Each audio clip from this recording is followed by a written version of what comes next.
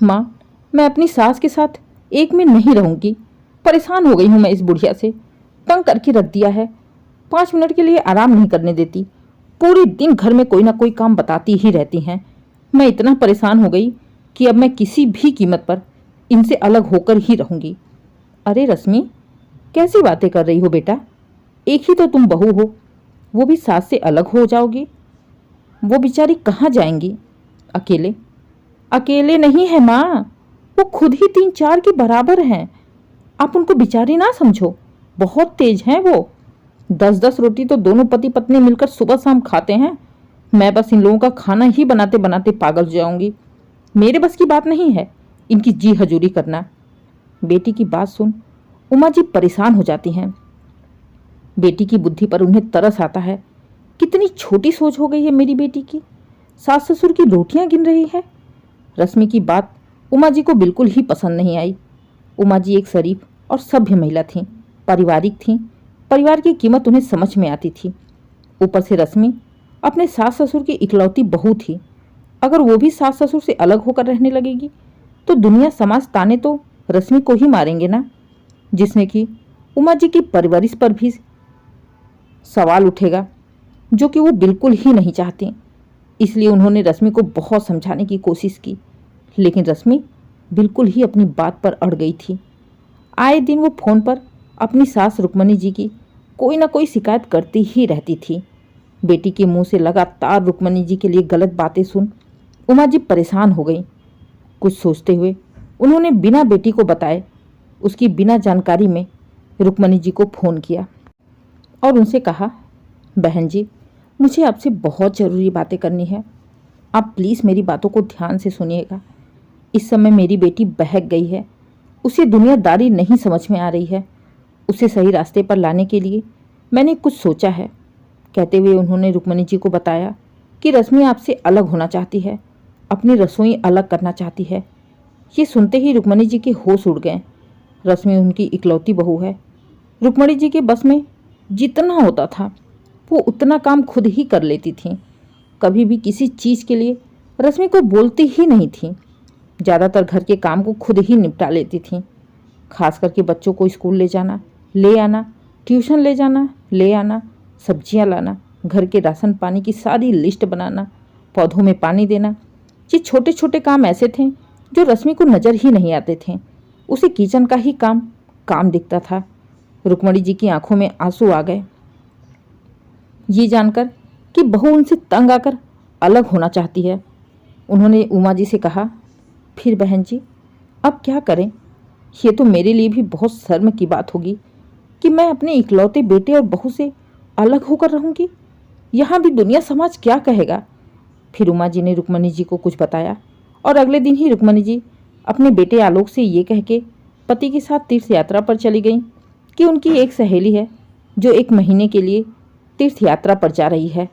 कई जगह घूमने का भी प्लान है, इसलिए हम लोग भी साथ में ही जा रहे हैं। सास के जाने के बाद रश्मि खुश हो जाती है। वो तुरंत अपनी माँ को फ़ोन करके कहती है, माँ, अच्छा हुआ, फिलहाल तो घर में बहुत शांति है। कम से कम ये बुढ़िया 1 महीने के लिए तीर्थ यात्रा पर तो गई। मैं तो चाहती हूँ 2 महीने 3 महीने वहीं रह जाए। कम से कम चैन की रोटी तो मिलेगी। सही कह रही बेटी, जब तक तेरी सास नहीं है तब तक तू जी ले अपनी ज़िंदगी, कर ले जितने मज़े करने हैं।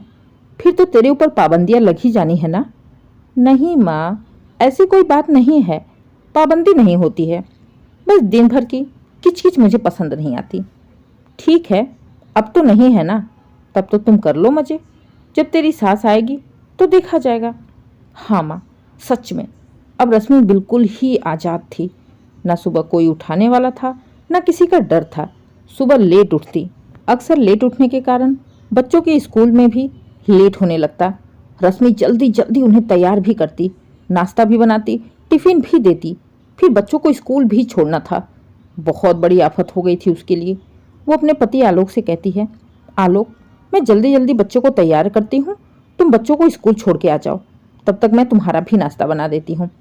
रश्मि, ये काम मेरा नहीं है, तुम्हें पता है ना, मेरे पास सुबह सुबह इतना टाइम नहीं होता। मैं अपने ऑफिस का देख लूँ, यही बड़ी बात है। और तुम बच्चों को स्कूल छोड़ने ले जाओ, मेरे भरोसे मत रहो। आलोक, अभी घर का सारा काम पड़ा है, मैं छोड़ने चली जाऊंगी तो सारा काम पड़ा रह जाएगा। फिर बच्चों को लाना भी तो है मुझे ही, मैं कैसे करूंगी इतना सब कुछ? वो मैं नहीं जानता भाई, वो तुम्हें ही मैनेज करना है, चाहे तुम जैसे भी करो। और इतना ही काम रहता है तो सुबह जल्दी उठा करो, इतना लेट उठने की जरूरत क्या है? कहते हुए आलोक अपने ऑफिस की तैयारी में लग जाता है। बस इसी बात पर रश्मि आलोक से भड़क जाती है। दिन भर तो काम करती रहती हूँ, एक बार बिस्तर छोड़ दो तो सीधे रात को ही बिस्तर पर जाने का मौका मिलता है। तुम तो ऐसे बोल रहे हो जैसे पूरे दिन घर में रह के देखते हो कि मैं क्या करती हूँ। चलो मान लो मैं नहीं देखता हूँ, तुम दिन भर काम करती हो, अब जाओ, बस छूट जाएगी, बच्चों को छोड़ के आओ।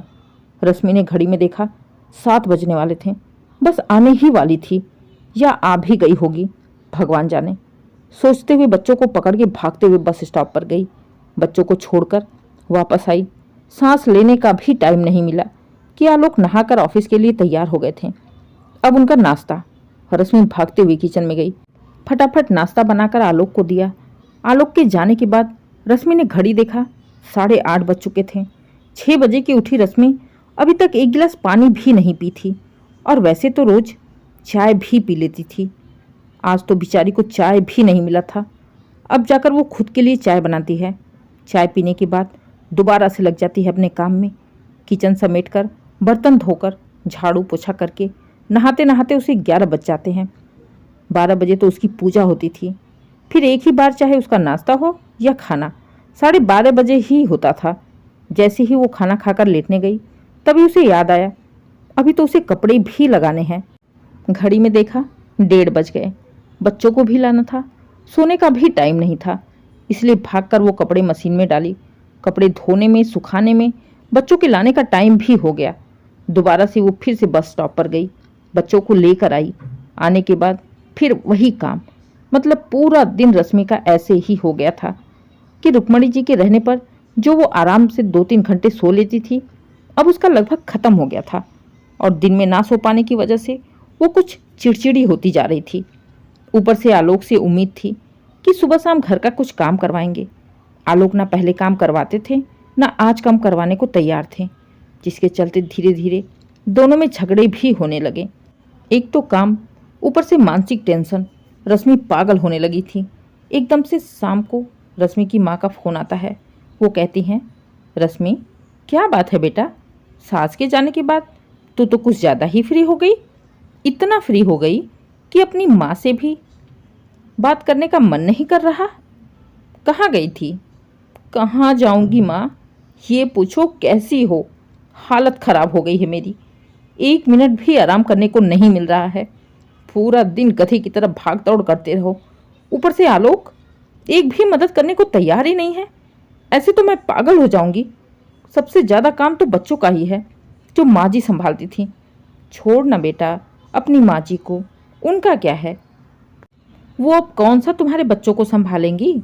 जब उनसे अलग ही होना है तो तुम धीरे धीरे आदत डाल लो। एक बार तुम्हारी आदत बन जाएगी तो फिर दिक्कत नहीं होगी।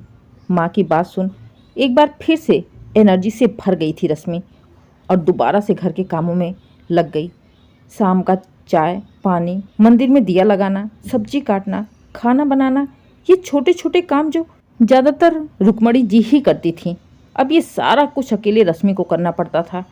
रात को जब रश्मि बिस्तर पर जाती तो जाते ही थकान के मारे तुरंत ही सो जाती थी। अब बेचारी के हाथ से लगभग फ़ोन भी छूट ही गया था। एक तो 2 छोटे छोटे बच्चे, ऊपर से घर का सारा काम अकेले करना बहुत बड़ी आफत हो गई थी। 1-2 दिन तक तो रश्मि ने काम को अच्छे से संभाला, लेकिन आखिरकार थक गई और अपनी माँ से कहती है, माँ मेरे से नहीं हो पाएगा, मैं इतना नहीं कर पाऊंगी, 2-2 लोगों का काम अकेले मैं कैसे संभालूंगी, ऊपर से 2 छोटे छोटे बच्चे हैं। इससे अच्छा तो कम से कम माँ जी ही थीं जो आधा से ज़्यादा काम कर लेती थीं। मुझे उनको बस सुबह शाम खाना ही तो देना था।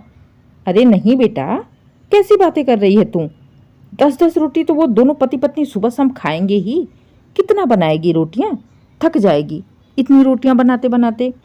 अरे माँ, वो 10 की बजाय 20 खाएं, फिर भी मैं इतना नहीं थकूंगी। जितना मैं यहाँ पागलों की तरह दौड़ते दौड़ते थक जा रही हूँ। सोच ले बेटा, तेरा जिंदगी भर के लिए हो जाएगा। हाँ माँ, सोच ली। मुझसे नहीं होगा अकेले पूरा परिवार संभालना। माँ जी थी तो कम से कम बच्चों को तो संभाल लेती थी। बच्चों के लिए मुझे कुछ करना ही नहीं पड़ता था। उनके रहने पर तो सच में मैं थोड़ा फ्री भी हो जाती थी। अब तो बिल्कुल ही टाइम नहीं मिलता। माँ, अच्छा हुआ जो मैंने अलग होने वाली बात पहले तुमसे ही बताई थी। और भगवान का भी बड़ा एहसान है मुझ पर, जो समय रहते उन्होंने माँ जी को तीर्थ यात्रा पर भेज दिया।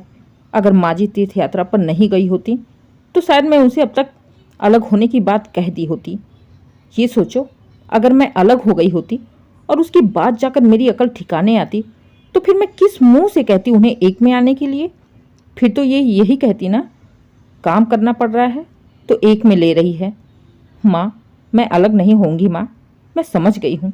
भले ही वो कितना भी खाएं पिए, कम से कम काम भी तो उतना कर ही लेती थी। बेटी की बात सुन मुस्कुरा उठी उमा जी। चलो जैसे भी हो, कम से कम बेटी के दिमाग से अलग होने का भूत तो निकला। चाहे काम के ही चलते, कम से कम वो अपनी सास को अपने साथ रखने के लिए तैयार तो हुई। उमा जी ने कहा, बेटा तू ये सोच कि अभी तो तू स्वस्थ है, उसके बाद भी तेरी ये हालत है। भगवान ना करे अगर कल को तू बीमार हो जाती तो फिर एक गिलास पानी भी तुझे देने वाला कौन होता? तेरे पति को, तेरे बच्चों को कौन संभालता? तेरे घर को कौन देखता? बेटा, बड़े बुजुर्ग की रोटियां नहीं गिनते। घर के बड़े बुजुर्ग घर के मेन दरवाजे होते हैं। जब तक दरवाजा बंद रहता है तब तक घर में धूल मिट्टी बुरी बला अंदर नहीं आ सकती है। और जब यही दरवाजा हटा दो तो पूरा घर ही खुला खुला हो जाता है, अनाथ हो जाता है, जिसमें जो चाहे आसानी से घुस जाता है। माँ की बात अब रश्मि अच्छी तरह से समझ गई थी। उसने कहा, माँ कुछ भी हो, ये तो बहुत सही हुआ कि समय रहते वो लोग तीर्थ यात्रा पर चले गए। कम से कम मेरी अकल तो ठिकाने आ गई। मैं समझ गई अकेले रहने के सुख और दुख। चलो माँ, मैं जा रही आलोक को बोलने कि वो अभी अपनी माँ को फ़ोन करें और उनको घर आने के लिए बोलें, क्योंकि उनके बिना मेरा घर खुला है, मेरा मेन दरवाज़ा गायब है। माँ, बेटी की समझदार वाली बातें सुन उमा जी ने मुस्कुराते हुए फ़ोन रख दिया और भगवान का शुक्रिया किया कि बेटी को समय रहते अकल तो आ गई। अब उन्होंने रुक्मणी जी को फ़ोन लगाया और सारी बातें बताते हुए उनसे कहा कि बहन जी, अब आलोक का फ़ोन आपके पास जाने ही वाला है, लेकिन एक बात है, आप रश्मि को कभी ये मत एहसास होने दीजिएगा कि आप उसकी सारी बातें पहले से ही जानती थीं। मैंने आपको सब कुछ पहले ही बता दिया था। नहीं बहन जी, कभी भी नहीं पता होने दूंगी। लेकिन एक बार मैं आपका भी धन्यवाद करूंगी, आपने मेरा घर तोड़ने से बचा लिया। सच में अगर आप जैसी माँ हर लड़की की हो जाए तो शायद हमारे जैसे बूढ़े वृद्ध आश्रम नहीं जाएंगे, ना बहू बेटे से अलग होकर अपनी रोटियां बनाएंगे। बहन जी, आपने सच में मेरे ऊपर बहुत बड़ा उपकार किया है। उपकार नहीं बहन जी, मैंने अपनी परवरिश की लाज रखी है। फिलहाल ये सब छोड़िए, आप अपने घर जाने की तैयारी करिए, कहते हुए उमा जी ने फ़ोन रख दिया। आज रुक्मणी जी भी खुश थीं, कम से कम उनका परिवार टूटने से तो बच गया। दोस्तों, कहानी कैसी लगी कमेंट करके ज़रूर बताइएगा। Please subscribe.